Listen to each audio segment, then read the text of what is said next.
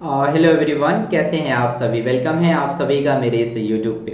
तो दोस्तों, मैं आप लोगों को बताना चाहूँगा क्योंकि मैंने आप लोगों से वादा किया था कि आप लोगों को जो है यहाँ पे आईटीआई है ना और डिप्लोमा है ना, आप लोगों को पता है कि मैं यहाँ पे जो वीडियो बनाता हूँ वो आईटीआई डिप्लोमा और साथ के साथ मैं आप लोगों को अब इस चैनल पे जो है रीजनिंग की भी क्लास स्टार्ट कर रहा हूँ।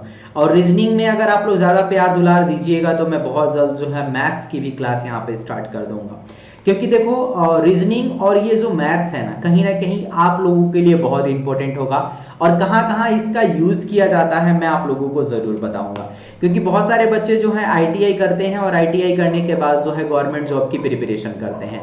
और जो भी बच्चे गवर्नमेंट जॉब की प्रिपरेशन करते हैं उनको हर एक एग्जाम में कोई ऐसा एग्जाम नहीं होगा जिसमें आपसे रीजनिंग के बारे में ना पूछा जाए, जिसमें आपको रीजनिंग का पेपर ना आता हो। रीजनिंग का भाई हर एक एग्जाम में जो है 25-30 क्वेश्चन जो है होते ही होते हैं। तो मैं आप लोगों को ये पूरा इंट्रोडक्शन बताऊंगा कि रीजनिंग में हमें क्या क्या पढ़ना है।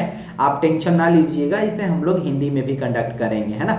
तो मैं जो आप लोगों को कराऊंगा वो हिंदी इंग्लिश दोनों में कराऊंगा, यानी दोनों के स्टूडेंट के लिए जो है काफी यूजफुल हो जाएगा। यानी जो बच्चे हिंदी मीडियम वाले हैं वो भी जो है पढ़ सकते हैं और जो बच्चे इंग्लिश मीडियम वाले हैं वो भी जो है पढ़ाई कर सकते हैं। मैं दोनों मीडियम के स्टूडेंट के लिए जो है लेके आऊंगा, यानी दोनों लैंग्वेज में मैं जो है आप लोगों को कराऊंगा और दोनों लैंग्वेज में जो है मैं आप लोगों को पढ़ाने वाला हूं। ये जो है भाई रीजनिंग का इंट्रोडक्शन क्लास है और इंट्रोडक्शन क्लास में मैं आप लोगों को चैप्टर के बारे में पढ़ाऊंगा कि कौन से चैप्टर में हमें क्या क्या चीजें जो है पढ़नी पड़ती हैं। तो इसे जो हम लोग कहते हैं, इसे हम लोग कहते हैं वर्बल पार्ट, है ना। देखो, रीजनिंग में दो पार्ट होते हैं, एक होता है वर्बल और दूसरा जो होता है उसे हम लोग कहते हैं नॉन वर्बल, है ना। एक होता है वर्बल और दूसरा जो होता है नॉन वर्बल होता है।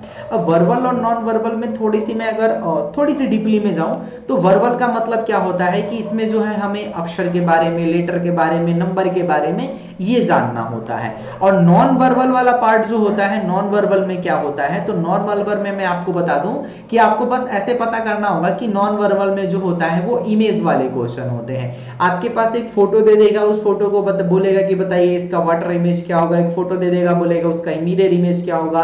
एक फोटो आपके पास दे देगा, बोलेगा कि इसका उल्टा क्या होगा, इसका सीधा क्या होगा। ये सारी चीजें मैं आप लोगों को बताऊंगा।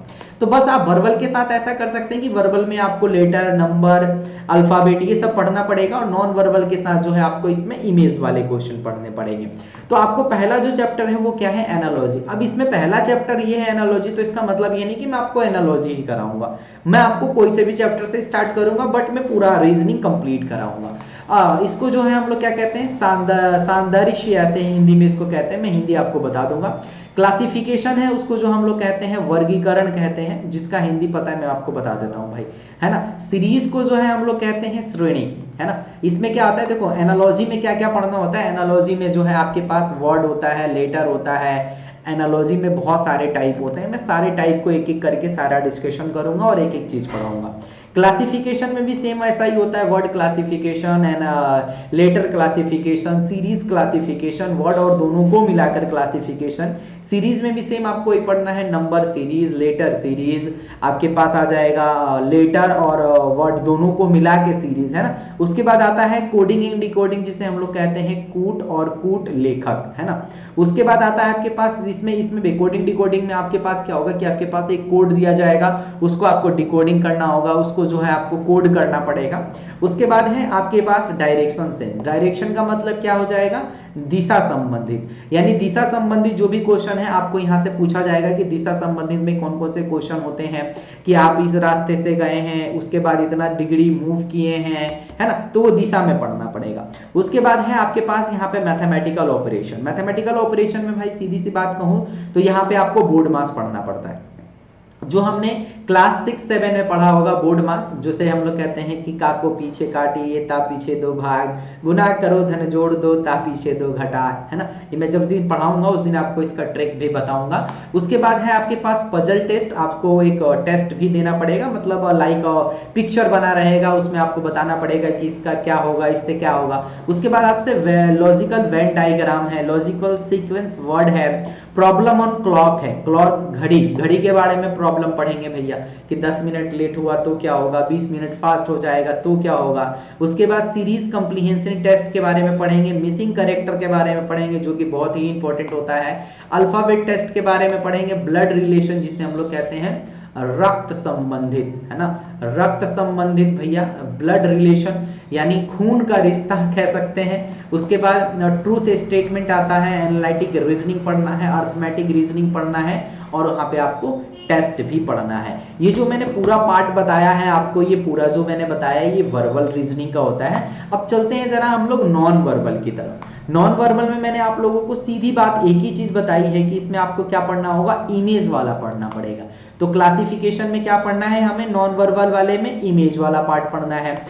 ये पेपर फोल्डिंग कटिंग, कि आपको एक पेपर दे दिया जाए, पहले उसको फोल्ड करो, फिर इस तरीके से फोल्ड करो, उसको बीच से काटो और जब आप उसको ओपन करोगे तो कैसा डिजाइन बनेगा, तो ये पेपर फोल्डिंग और कटिंग में आएगा। एनालिटिक रीजनिंग में भी सेम आपको इमेज वाला पूछेगा। इनकम्प्लीट फिगर भी होता है, ये भी आपके पास इमेज ही होगा।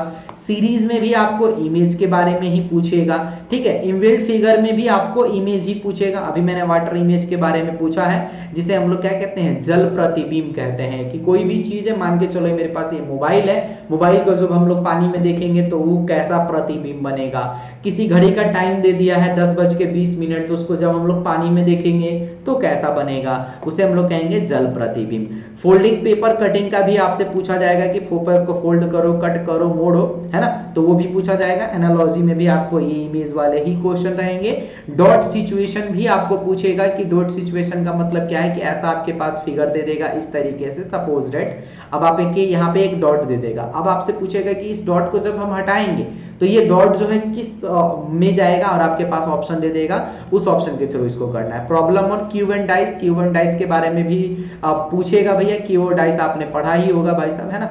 तो मैं आपको इस सब के बारे में पूरी कंप्लीट नॉलेज देने वाला हूँ। पूरा जो है मैं आप लोगों को कंप्लीट इसका सॉल्यूशन और एक एक चैप्टर के बहुत सारे जितने भी टॉपिक बनेंगे, जितने भी आपके पास ट्रिक बनेंगे, सारे ट्रिक को जो है हम लोग डिस्कशन करेंगे और सारी चीजों को जो है हम लोग एक एक करके सबको डिस्कशन करेंगे। आई होप कि आप लोगों को ये इंट्रोडक्शन वाला पार्ट समझ में आया है, तो इसको पूरा फैला दो भाई।